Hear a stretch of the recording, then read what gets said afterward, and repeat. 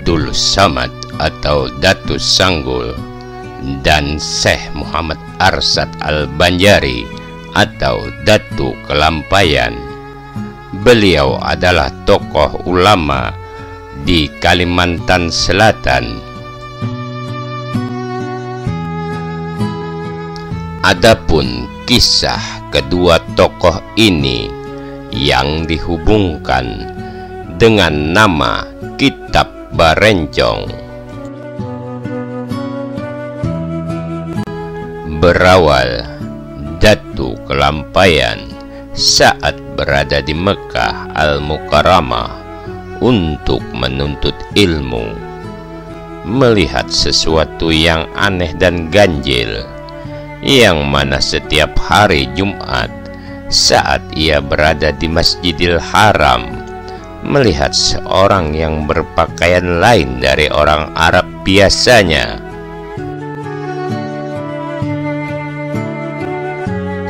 Orang tersebut berpakaian serba hitam, memakai pakaian khas dari Banjar dan ransel khas suku Banjar.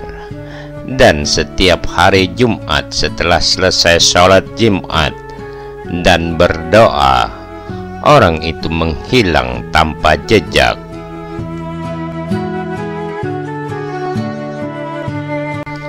Hal ini diperhatikannya sudah terjadi beberapa kali Jumat.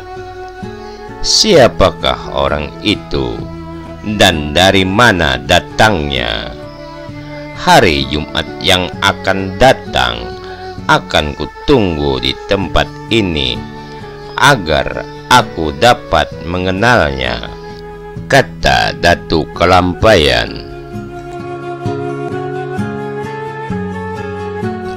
Di hari Jumat berikutnya, menjelang salat Jumat, Datu Kelampayan sudah menunggu kedatangan orang asing yang sudah beberapa kali diamatinya itu.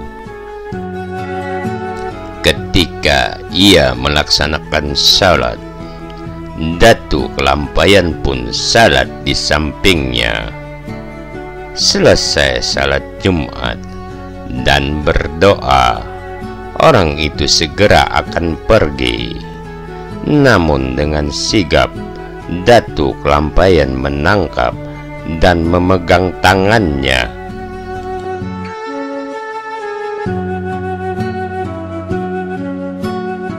"Mengapa Anda menangkap dan memegang tangan saya?" tanya orang itu.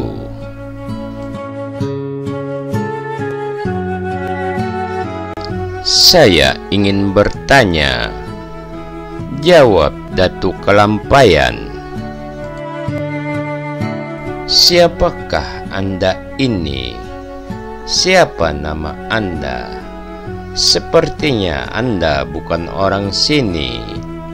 Di sini semua orang berpakaian ihram, sedangkan Anda tidak memakai pakaian ihram," kata Datu Kelampayan.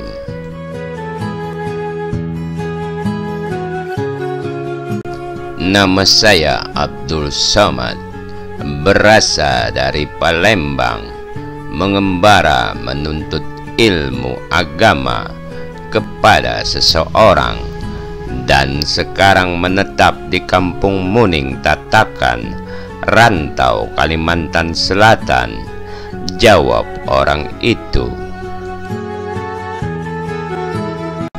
"Mengapa Anda setiap hari Jumat dapat sholat di sini?"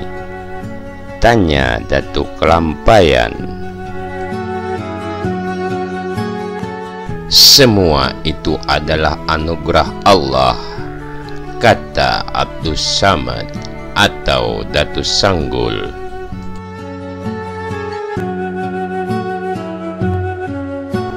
"Saya berasal dari Martapura.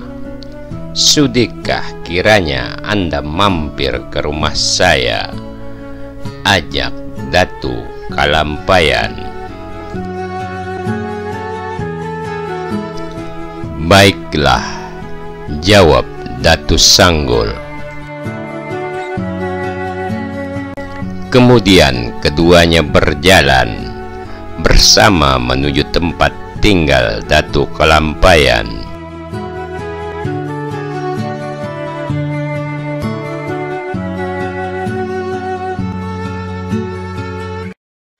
Sesampainya di tempat tujuan, Datu Kalampayan berkata, "Maukah Anda menjadi saudara saya dunia akhirat?"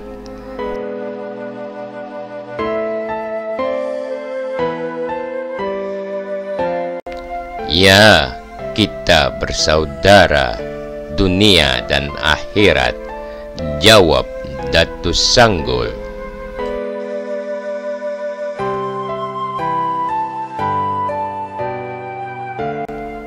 "Di manakah Kakanda belajar sehingga mendapat anugerah yang sangat besar ini?" kata Datu Kalampayan.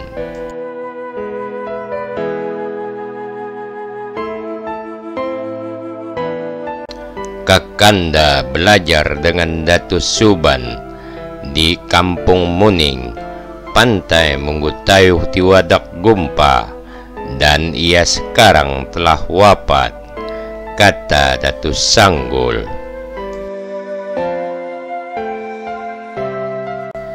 "Dan kepada Kakanda diberikan sebuah kitab dan sebuah mushaf Al-Quran segi 8.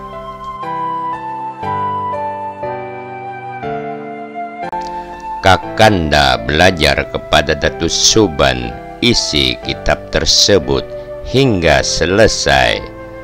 Setelah selesai mempelajari kitab tersebut, Kakanda memperoleh anugerah yang sangat besar ini," kata Datu Sanggul lagi.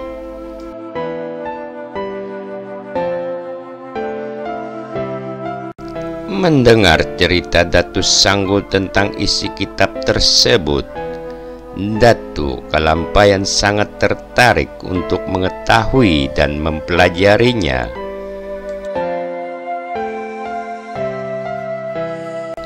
"Kalau Kakanda menganggap saya sebagai saudara dunia akhirat, izinkanlah Adinda ikut mempelajari kitab tersebut," kata Datu Kalampayan.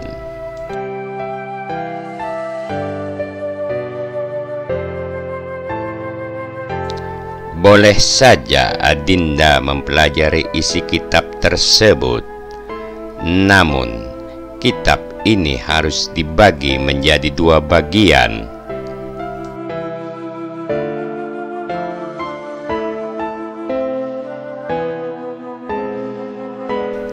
Dengan dipotong dari bagian atas hingga ke bagian bawah pada bagian yang berlawanan, sehingga kitab tersebut kalau sudah dipotong akan berbentuk segitiga.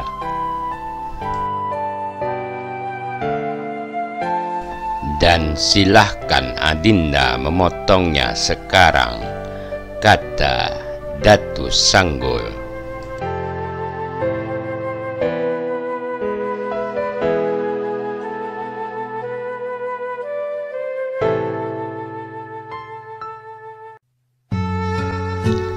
Datu Kalampayan mengambil pisau yang sangat tajam dan mulai memotong kitab tersebut. Namun alangkah ajaibnya, ternyata pisau yang tajam tersebut tidak dapat memotong kitab itu menjadi 2 bagian, dan bahkan mata pisau menjadi macal atau tumpul.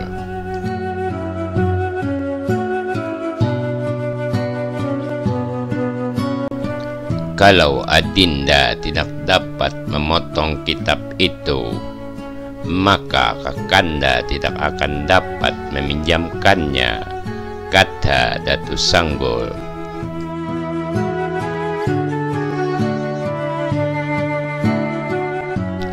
Kakanda tidak mengakui Adinda sebagai saudara.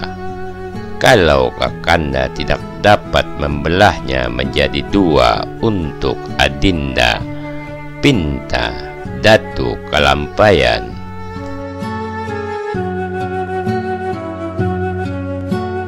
Mendengar permintaan Datu Kalampayan yang penuh harapan itu, maka Datu Sanggul mengabulkan permintaan saudaranya itu.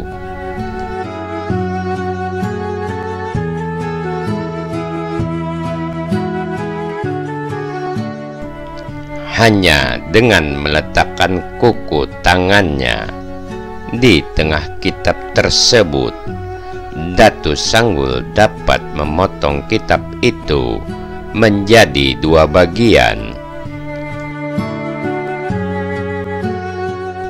Silahkan Adinda pilih bagian mana yang Adinda inginkan, kata Datu Sanggul. Bagian kitab ini Adinda pinjam dahulu, kata Datu Kalampayan sambil mengambil salah satu bagian kitab yang terbagi dua itu.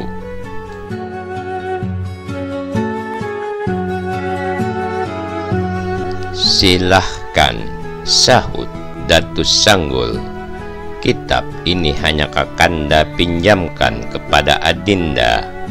Apabila Adinda nanti telah selesai mempelajarinya dan pulang ke Kalimantan Selatan, maka hendaklah Adinda menyerahkan kembali kitab tersebut untuk mengambil bagian selanjutnya, kata Datu Sanggul.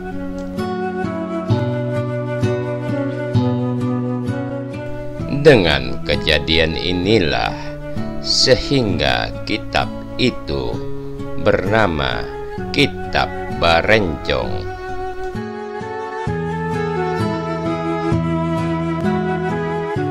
Demikianlah sebagian kisah yang beredar di masyarakat.